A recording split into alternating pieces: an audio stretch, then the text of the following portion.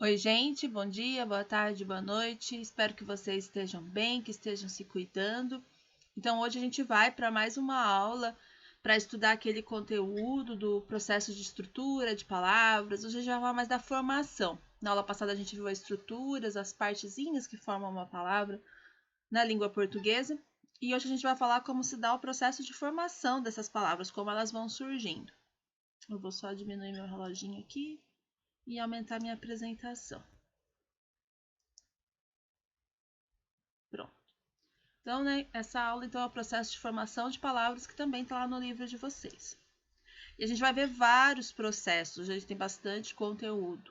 Então, a gente vai falar do processo de composição, a onomatopeia, a redução ou abreviatura, o estrangeirismo, o neologismo, a prefixação, a sufixação, a derivação regressiva, a derivação parasintética e a derivação imprópria. Então, são muitos processos, as palavras podem surgir de várias formas, né, podem se formar de várias formas, e como eu coloquei para vocês já na aula passada, é um conteúdo que a gente vai ver a base, tá? É um conteúdo que ele é muito complexo, assim.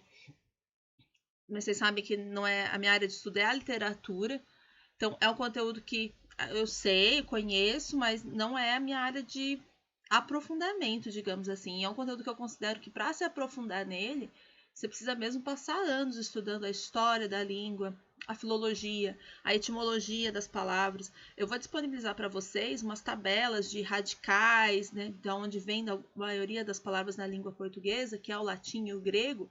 E só ali pelas tabelas vocês vão ver que é muita coisa. Tipo, se tivesse que decorar, seria extremamente difícil, né, saber tudo. Então é para a gente ter a base, para a gente entender como o processo, né, de formação de palavras se dá. Tem alguns que são mais importantes, eu posso colocar aqui para vocês. É bem importante que vocês entendam a composição, que é onde acontece, né, a maioria da formação das palavras, e também prefixação e sufixação, que eu acho também, né, que são a maioria e são os mais simples a gente entender, depois vocês vão ver o porquê. Então vamos começar com a composição, que é um processo em que dois ou mais radicais se juntam e formam uma nova palavra. Por exemplo, a palavra beija-flor. A gente tem dois radicais ali, beija, né, do verbo, que vem do verbo beijar ali, flor. Então, esses dois radicais se juntam e formam uma nova palavra que é o nome do pássaro, né, conhecido por, né, na hora que ele vai sugar o néctar das plantas, das flores, parece que está dando uma bitoca. Então, esse é o processo de composição.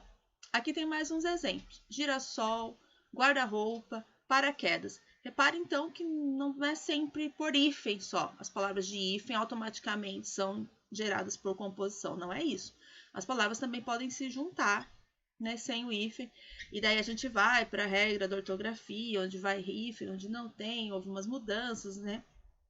Então, também daí a gente entra já na parte de ortografia, de gramática, que não é o caso aqui. Mas só para vocês terem como exemplo que não é necessariamente com o hífen que esse processo vai ocorrer, ele também pode ocorrer sem o hífen. E o processo de composição tem dois tipos: a justaposição e a aglutinação. Então, você tem o processo de composição aqui em cima, né, que dá origem a dois tipos de composição: justaposição e aglutinação. A justaposição é quando o radical das palavras não sofre alteração. Por exemplo, dedo duro, girassol, passatempo. Eu não tenho nenhuma, como é que eu posso dizer? Eu não vou sumir com nenhuma parte desse radical. Ele não vai deixar de existir nenhuma partezinha desse radical, como a gente vai ver depois. Pode acontecer que nem aqui girassol, né? Porque na língua portuguesa eu preciso de dois S's para ter o som do sol, que ele tem sozinho. Então, se acrescentou mais um S aqui. Mas o radical não teve alteração, não teve uma mudança, não diminuiu de tamanho. Diferente na aglutinação, onde uma parte é suprimida, uma parte do radical é retirada. Por exemplo, aguardente. Aguardente vem de água ardente. Então, repare que um dos As sumiu. Vinagre. Vinagre vem de vinho acre. Então, assim, até o G mudou aqui a pronúncia dele. E vinho também perdeu uma boa parte do radical. Planalto. Vem de plano alto. Então, o O também desapareceu. Então, essa é a diferença. Na justaposição, o radical não tem nenhuma parte sua suprimida, diminuída, e na aglutinação isso vai acontecer. O próximo processo de formação é o neologismo, e aqui eu vou chamar também de estrangeirismo, que é quando a gente cria novas palavras, geralmente a partir de outros idiomas. A gente está vivendo uma época de grande influência da tecnologia e na qual a gente recebe muita influência do inglês, por causa dessa questão tecnológica. Então, os exemplos que eu trago aqui a seguir, eles vêm do inglês, em sua maioria, que são os que a gente mais tem ultimamente. Mas a gente já teve muito do francês também, que foi um país que durante um bom tempo exerceu boa influência, muita influência cultural no Brasil. Por exemplo, tweetar, linkar ou linkar com K, que ainda a gente vê escrito das duas maneiras, deletar, clicar. E a ideia é que com o tempo, conforme as palavras vão sendo utilizadas, elas deixam de ser neologismos ou estrangeirismos. Por exemplo, deixa eu pensar, videogame. Videogame hoje já é uma palavra, né, que ela foi totalmente incorporada na língua portuguesa. Então, ela já deixa esse status, conforme vai sendo mais utilizada, ela vai perdendo esse status de estrangeirismo. Onomatopeia, o outro processo de formação de palavras, onde a palavra surge para reproduzir certos sons ou ruídos. Então, são que nem a onomatopeia que a gente vê nos quadrinhos, é a mesma função. Fonfon, bem-te-vi, tic-tac. Então, são essas palavras cuja função dela é representar um som, um barulho, um ruído. Né? Geralmente, o barulho que os animais fazem ou que alguns objetos fazem, como é o caso ali, né? Da buzina, do relógio, o som do passarinho. Repare que não é o verbo, né? Assim, é o barulho do som mesmo. Não é tipo o pato, por exemplo. Eu não sei o que o pato faz, gente. É grasnar? Acho que seria grasnar. Não é o grasnar do pato, mas seria como se fosse o quack-quack que ele faz. Redução ou abreviatura. Essa também é um processo que é bastante comum na língua portuguesa, que vai acontecendo e a aceleração do nosso dia a dia vai intensificando esse processo, que é uma diminuição das palavras, é uma redução das palavras até o limite do seu sentido. Né? O mundo muito agitado, muito rápido, acaba provocando isso. A gente fala as coisas muito rápido, quer transmitir a mensagem muito rápido. Então, algumas palavras vão diminuindo de tamanho. Lembra muito apelido. Eu faço muito uma associação com apelidos. Olha só os exemplos. Moto, de motocicleta, foto, de fotografia. E também vários nomes de cidades. Eu coloquei de São Paulo, que algumas pessoas falam Sampa, mas também tem Florianópolis, que o povo chama de Floripa. Eu já vi de João Pessoa, o povo chama de Jampa, né? Nem sei se é muito utilizado nesses lugares. Mas lembra muito como se é quase como apelidando, né, a palavra. Uma associação com o meu nome é Rafaela, todo mundo diminui para Rafa. Então, lembra muito esse processo de apelidar. Eu vou ali pegar a minha moto, em vez de pegar a minha motocicleta, que é o nome, né? Primeiro nome que esse objeto teve. Eu vou tirar uma foto, em vez de fotografia, e por aí vai.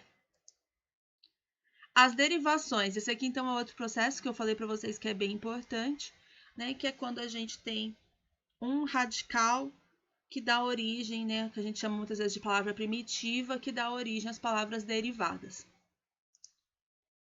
E a derivação ela pode ser por prefixação, que como o próprio nome diz, o radical vai receber um prefixo. E os exemplos são desleal, infeliz, bisavô. Então, aqui o des, que é aquele prefixo, né, que significa não. Infeliz, que também é outro prefixo que significa não. Bisavô, que é um prefixo que significa, né, dois. E repare aqui, olha só que interessante, o prefixo, na verdade, é bi só. A gente acaba incluindo esse S aqui, que a gente chama de consoante de ligação, por causa da sonoridade, para não ficar biavô. Né? Acho que talvez até na biavô, biavô, bisavô, acabou virando. Mas o prefixo mesmo é o bi só. Então, reparem como é um processo de formação de palavras com muitos detalhezinhos, muitas coisinhas que vão, né, meio se adaptando.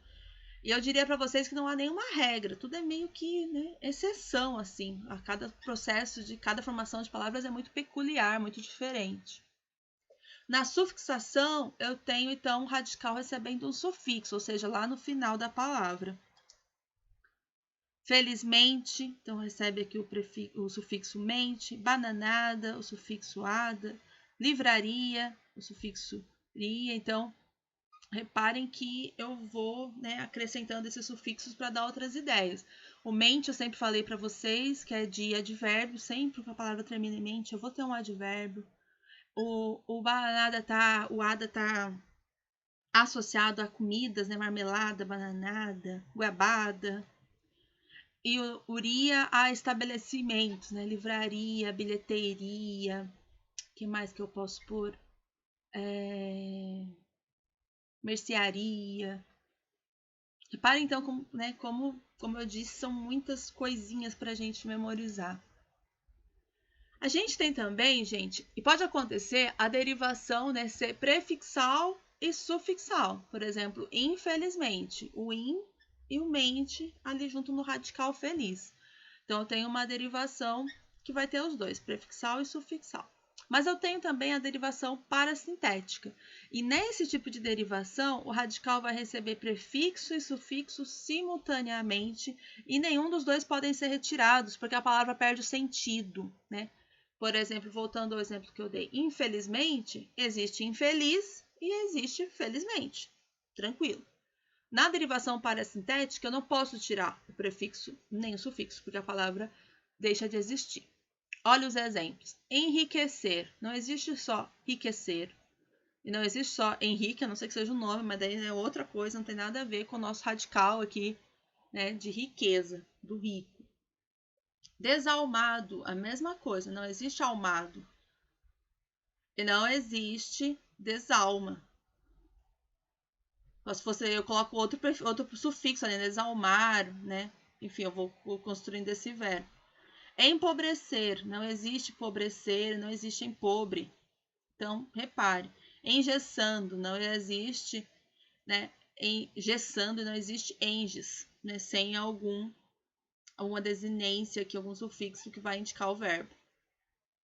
Então, na derivação parasintética, eu vou ter um radical que vai precisar de prefixo e de sufixo ao mesmo tempo.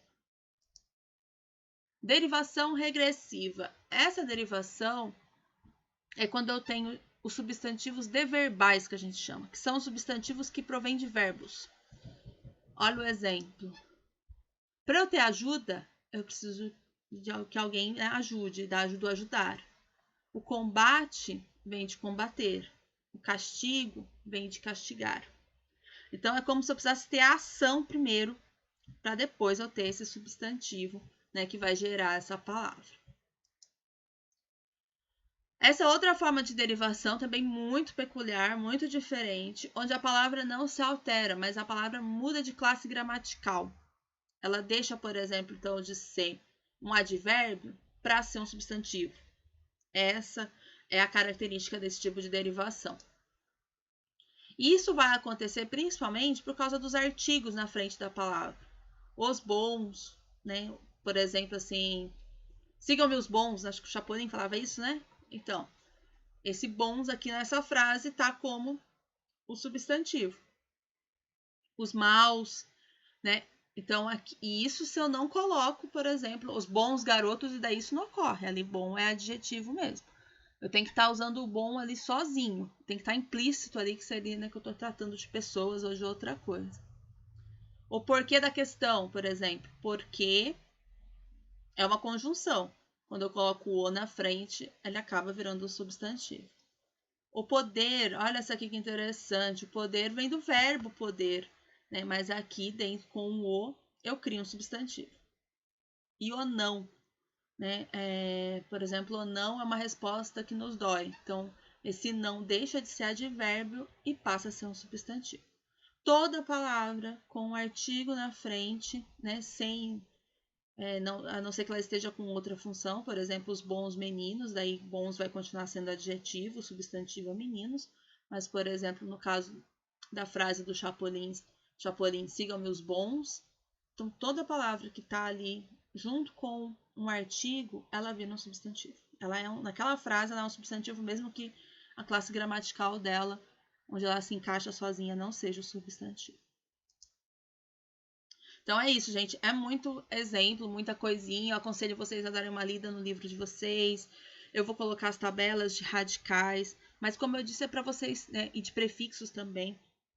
Mas como eu disse, é para vocês terem uma base para entender esse processo de formação e entender principalmente os processos de composição, que é aquele, né, da justaposição e da aglutinação, do guarda-roupa, beija-flor,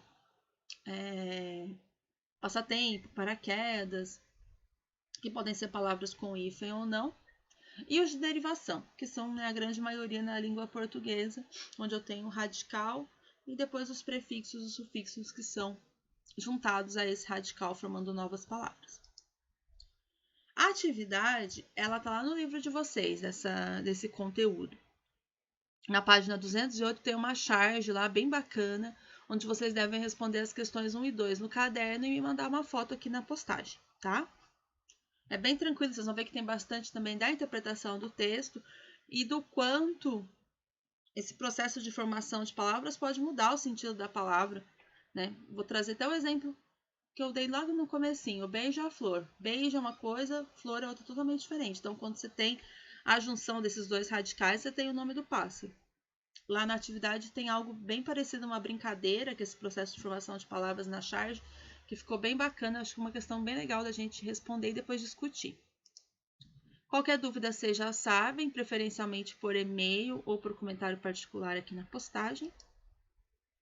E é isso, obrigada e até a próxima. Tchau, tchau.